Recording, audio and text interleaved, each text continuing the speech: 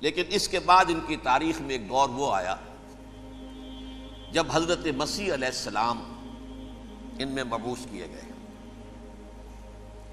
یہ 1400 سالہ تاریخ کا کلائمیکس ہے یہود کی۔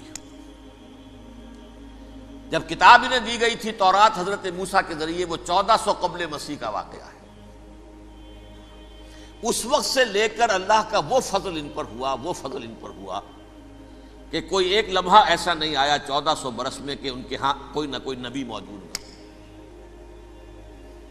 یہ تار ٹوٹا ہی نہیں، 2 سے شروع ہوا، موسیٰ ہارون علیہ السلام، اور 1400 برس کے بعد پھر آخری 2 ہیں، عیسیٰ اور یحییٰ علیہ السلام، یوں سمجھ لیجئے۔ اور اس کے درمیان یہ تار ہے، اور اس تار میں کوئی ایک لمحہ ایسا نہیں آیا کہ کوئی نبی موجود ہو۔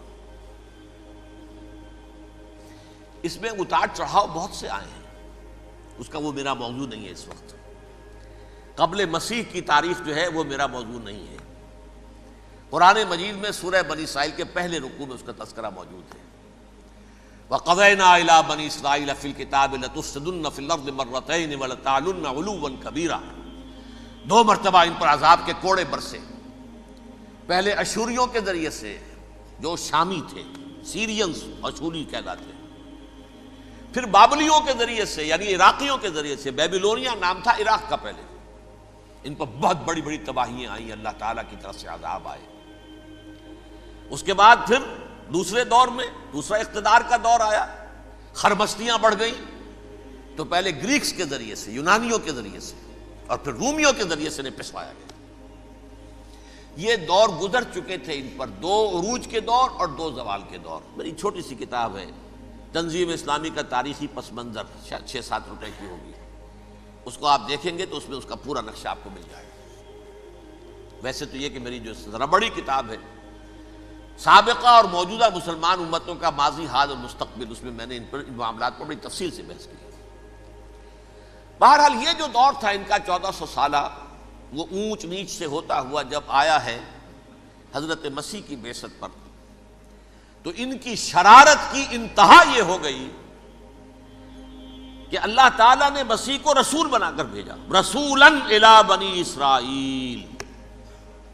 حضرت موسیٰ اور حضرت عیسیٰ کے درمیان رسول کوئی نہیں ہے، سب نبی ہیں۔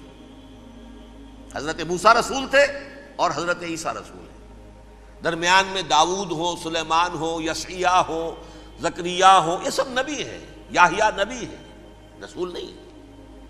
لہذا وہ شہید کر دیے گئے، رسول شہید نہیں ہو سکتا، قتل نہیں ہو سکتا۔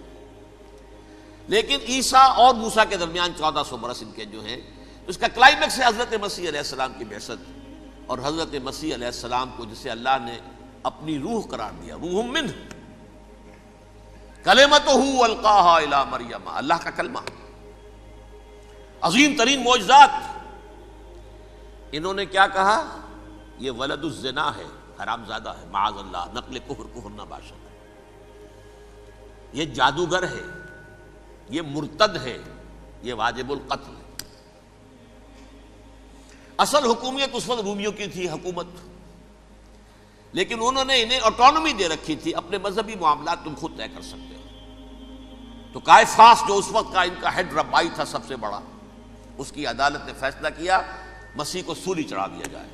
پائلیٹس پونٹس، اس کے پاس ان کی ازداش پہنچ گئی، یہ ہمارا مجرم ہے مذہبی، یہ مرتد ہے، یہ کافر ہے، یہ جادوگر ہے، یہ واجب القتل ہے، اسے قتل کرو، سولی چڑھا دو۔ خیر وہ لمبی بات ہو جائے گی، اس نے تو اپنے ہاتھ دھوئے کہ صاحب ہمارے پاس کوئی جرم نہیں ہے اس کے خلاف، تم کہتے ہو تو ٹھیک ہے، سولی چڑھا دیتے۔ یہ دوسری بات ہے کہ اللہ نے حضرت مسیح کو اٹھا لیا آسمان پر، ان کی جگہ وہ شخص سولی چڑھا جس نے غداری کر کے گرفتار کروایا تھا، جوڈاس اسکیریوٹ، اس کی شکل اللہ نے بدل دی حضرت مسیح کی سی، اور حضرت مسیح کو فرشتے اٹھا کے اوپر لے گئے، وہ زندہ آسمان پر اٹھا لیے گئے۔ اور یہ ساری تفاصیل نہ قرآن میں ہے نہ حدیث میں ہے، یہ انجیل میں ہے، لیکن انجیل کون سی؟ برنباس کی انجیل، gospel of the lord according to Saint Barnabas. یہ حواریین مسیح میں سے تھے، لیکن عیسائی ان کو تسلیم نہیں کرتے، ان کی بائبل کو صحیح نہیں مانتے، کینونیکل نہیں مانتے۔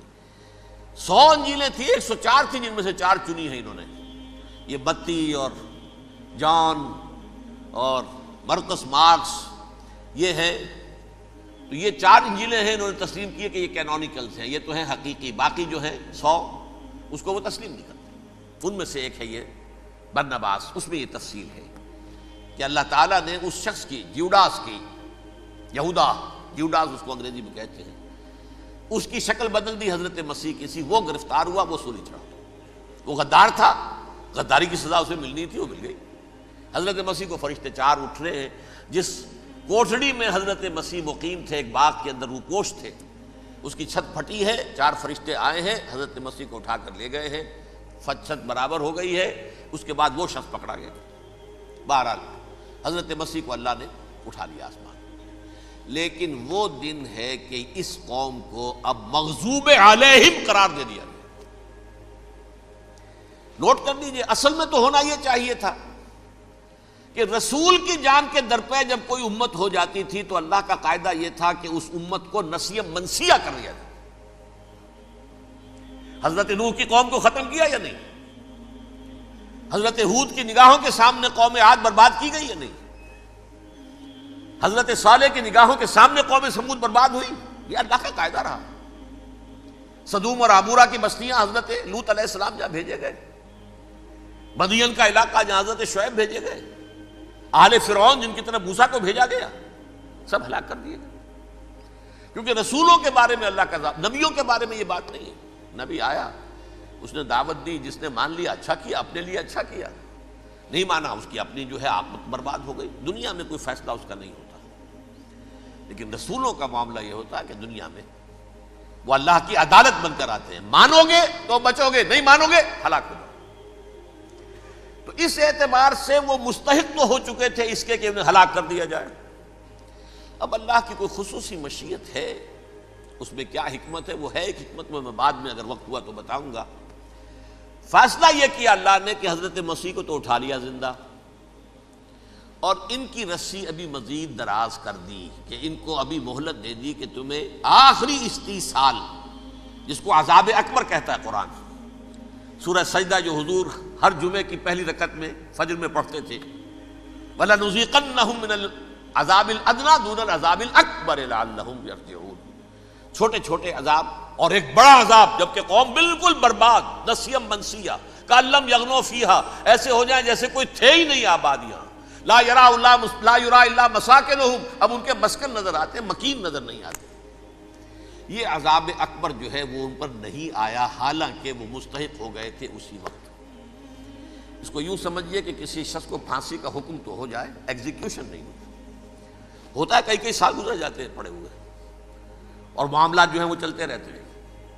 یہ معاملہ ہوا اس کے ساتھ، ورنہ یہ مستحق ہو چکے تھے آخری بربادی تباہی کے، عذاب استیصال، جڑ سے کاٹ دینے والا عذاب، وہ آ سکتا تھا ان پر اسی وقت، لیکن اللہ نے ان کی مہلت دراز کی ہے۔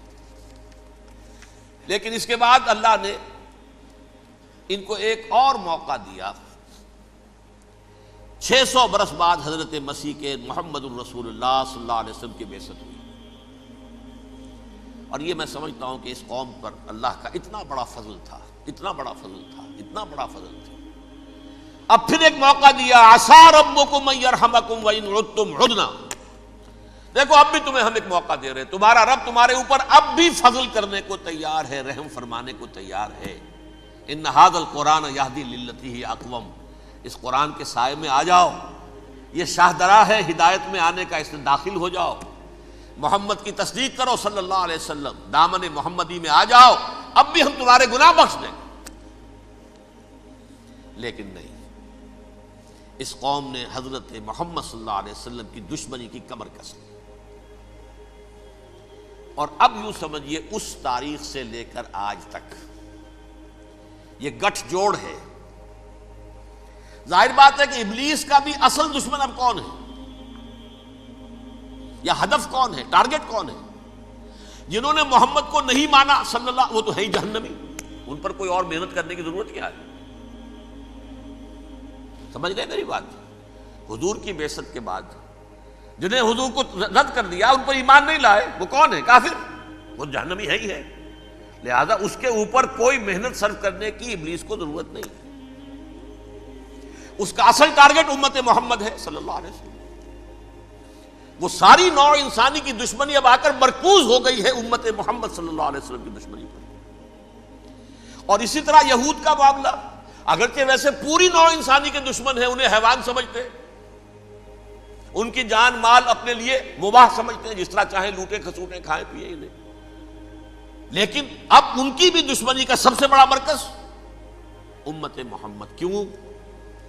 وہی تکبر اور حسد، وہی بیماریاں۔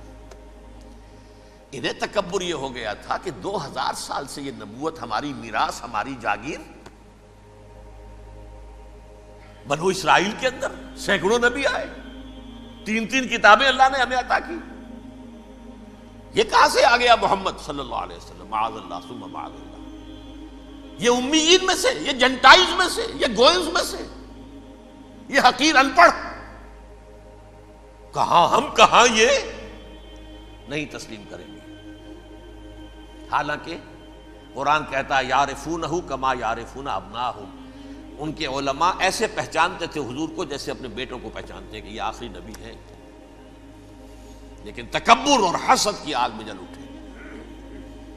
اب ان کے بھی دشمنی کس سے ہے؟ محمد اور امت محمد صلی اللہ علیہ وسلم۔ یہ گٹھ جوڑ ہے۔ اب دیکھیے، یہ ہے میری گفتگو کا اب تک کی گفتگو کا حاصل، یہ گٹھ جوڑ، ایک غیر مرئی دنیا، انویزیبل دنیا کا ابلیس لعین اور جنات میں سے اس کے لشکری فوج۔ انسانوں میں سے ویسے تو اور بھی بہت جگہ اس کے ایجنٹ ہیں، مسلمانوں میں بھی ہے، لیکن بحیثیت قوم، بحیثیت مجموعی، ایک پوری قوم، ایک پوری نسل جو ہے اس کے ساتھ گٹھ جوڑ ہے۔ ان دونوں کی گٹھ جوڑی کے ساتھ یہ دشمن دون ہیں انسانیت کے، پہلا دشمن ابلیس لعین، عزازیل لعین، اور دوسرے دشمن یہود ملعون۔